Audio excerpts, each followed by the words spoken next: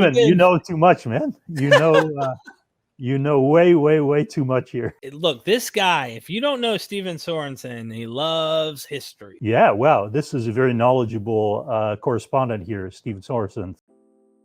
Hello, welcome.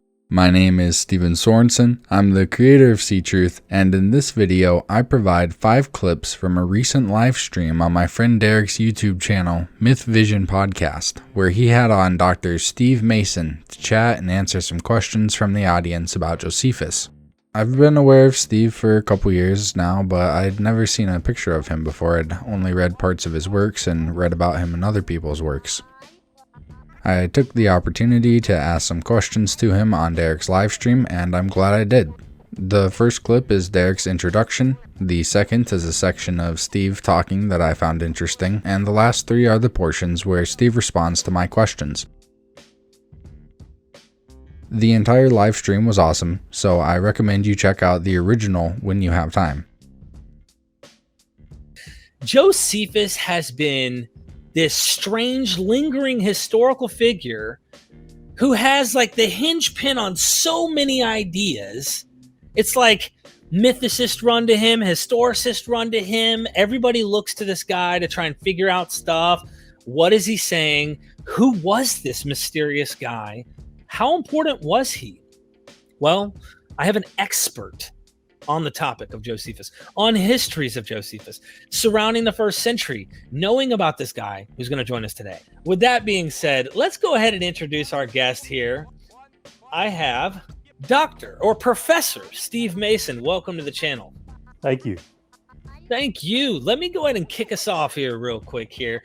Professor Steve Mason, sorry, not Stephen, your middle initials N. So yeah, my mom, my late mother, called me Stephen when I was in trouble, but she's about the only one who ever did.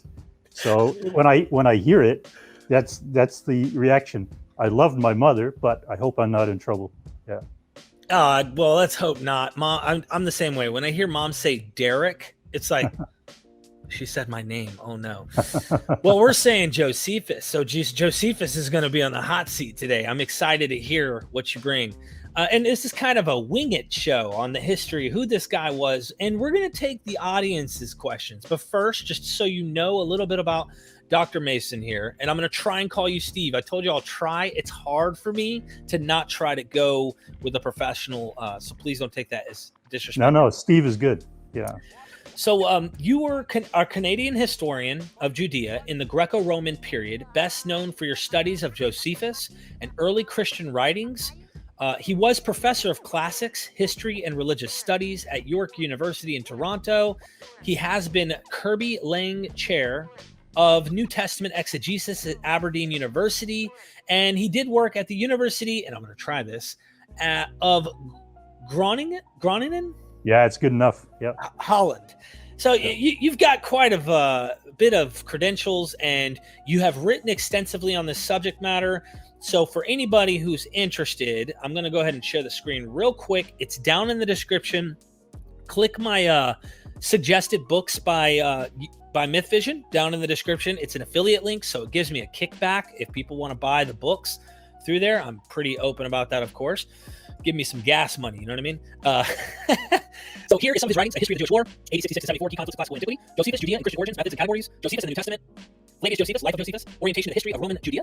And then I slid down here and found more. I was like, holy moly, you've written a lot. Early Christian Reader, Flavius Josephus. I think this is another version of. No, it isn't. It isn't actually. Oh, it isn't? No. Interesting. If you want, I'll tell you a little bit about it, but go ahead. Yeah, no, I just wanted to let everybody know if they're interested in knowing the subject, please go down in the description, check it out. I'm super excited about the show, by the way.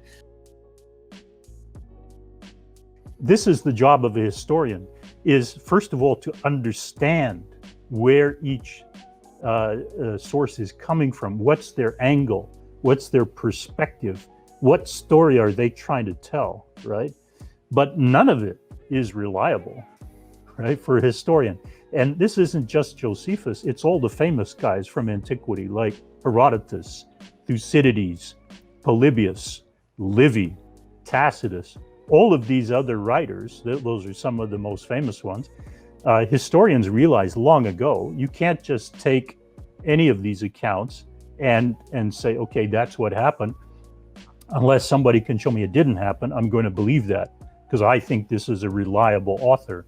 So coming back to Anthony's question, I haven't forgotten about it by any means. What I'm trying to say is that at least I, as a historian, and I think most historians, don't look for reliable texts. So the category is not a meaningful category for us. And I know it comes as a surprise because we've all been conditioned to look for reliable sources, and therefore we want to say, well, this person is not reliable, and that person is.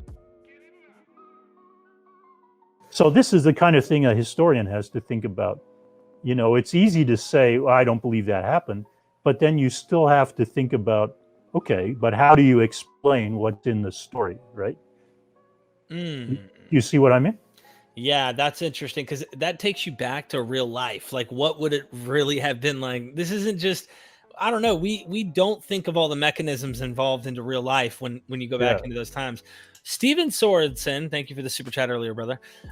He's never sent a super chat. He said, can you please ask him about Leone's work on textual transmission, also Nice and Schreckenberg? Yeah, Nice and Schreckenberg. Yeah. Yeah, wow, this is a very knowledgeable correspondent here, Steven Sorensen. Thank you, Steven. Tommaso Leone is my student, was my student at York in Toronto.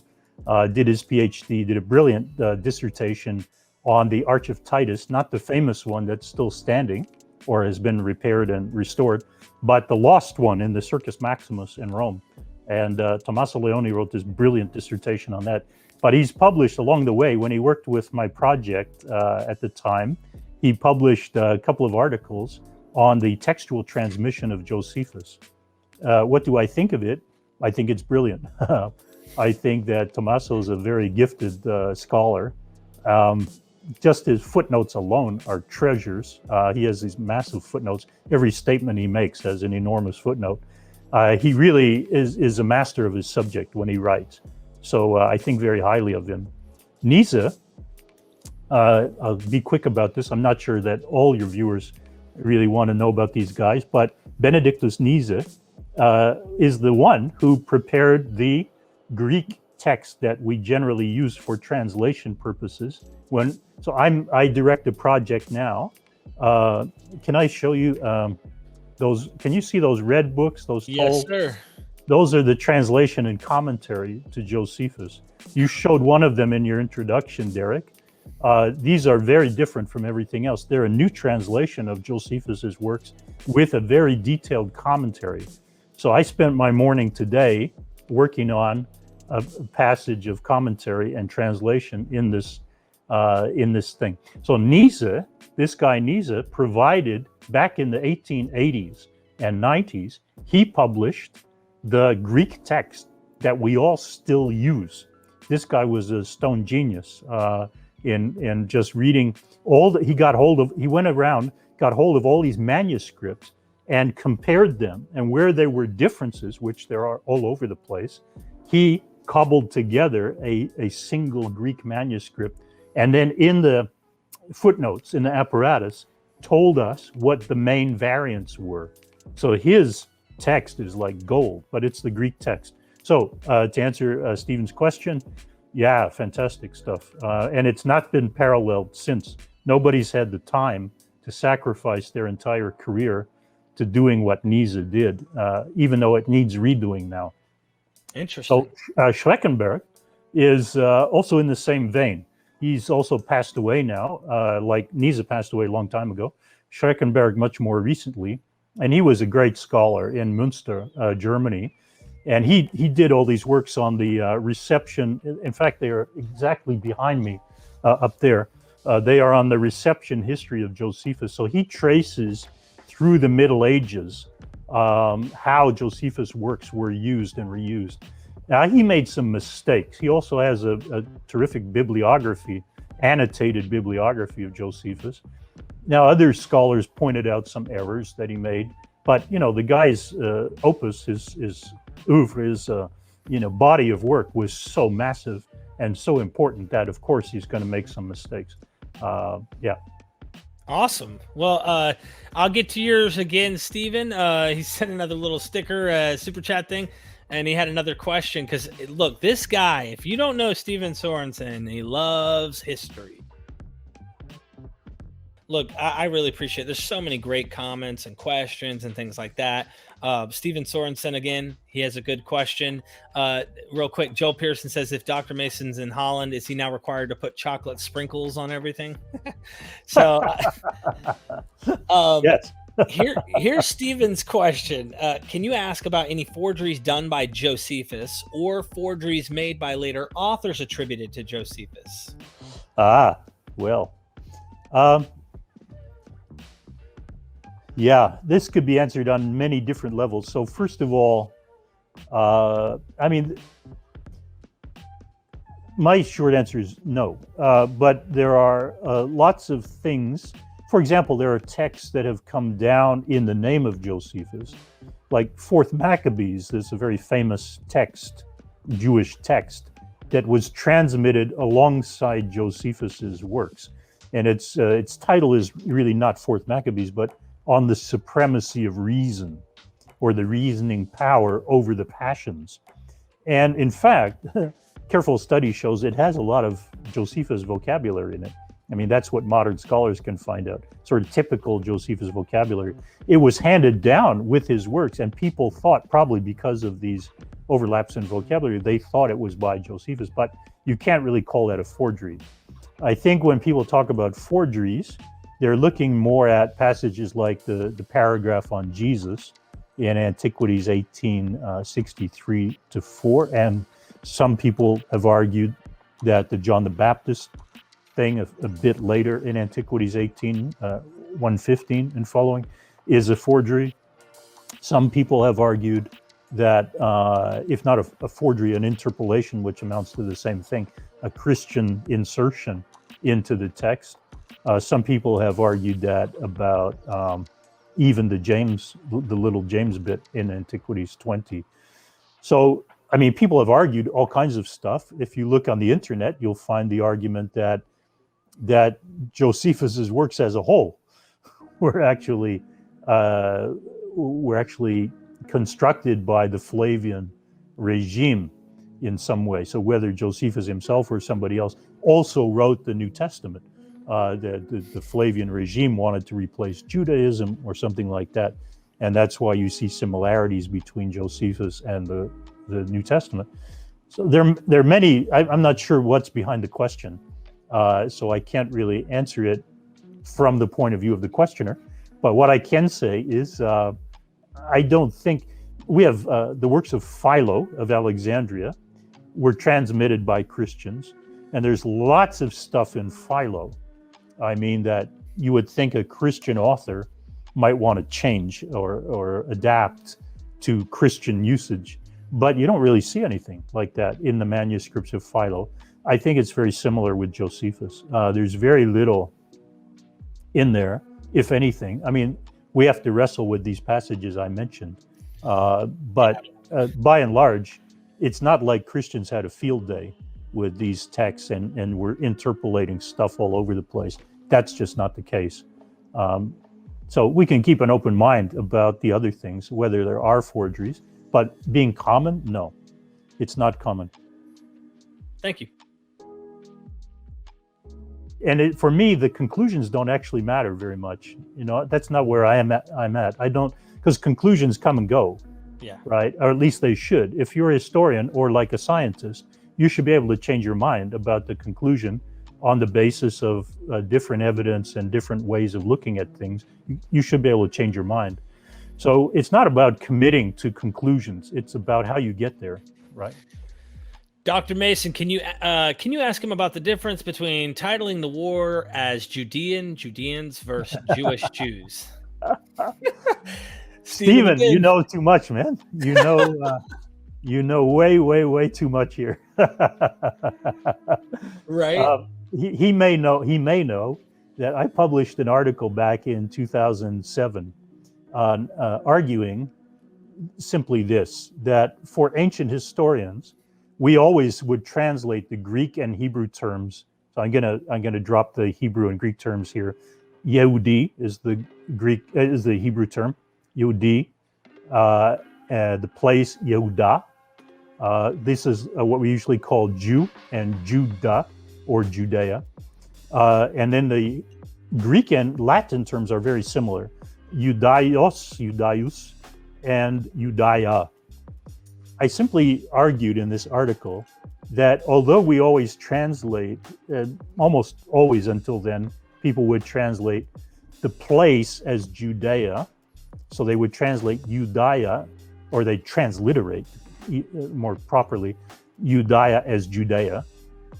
When it came to Judaios, they would translate it as Jew. Now, I simply argued, well, hang on, this is like for ancient ears. When ancients are looking at these things, they see a direct connection. A Judaios is somebody from Judea.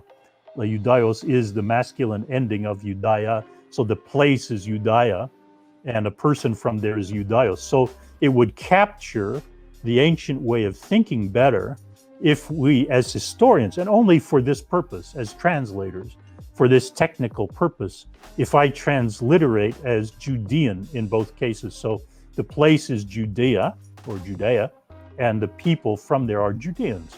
And that would convey in English what I'm seeing in the Greek text. Now, when Stephen asks, what's better as a term, again, this comes back to my point that I'm not about conclusions. I'm about how you get there. So for me, nothing's better. It depends on what your purpose is. So often, I titled my big book on the history of the Jewish war, A History of the Jewish War, not the Judean War. But when I am doing my technical work for translation purposes, like that red series I showed you behind me, I call it the Judean War. Because I think as a technical matter, that captures the ancient sense better. But if your question is a modern question, yeah, that's the one. But if your question is a modern one, and you're asking about Jews in the ancient world, and you're stressing the continuity between modern Jews and ancient Jews, I can see why people want to talk about Jews in the ancient world. So they're just asking a different question. They're coming from a different angle. I have no problem with that. The Greek and the Latin and the Hebrew are what they are. Yehudi, Judaios, they're not going to change. Those texts are there. The question is how we bring them over into English. And my answer to that is it depends on what you're trying to do. There's no right or wrong answer. It's about, what's your purpose? What are you trying to achieve? To see what I'm trying to achieve, check the Ctruth Goals article linked in the description to this video. That's where I've laid out my short-term and long-term goals for Ctruth. As always, a huge thanks goes to the Ctruth patrons for their continued support of me exploring and mapping the world of chronology.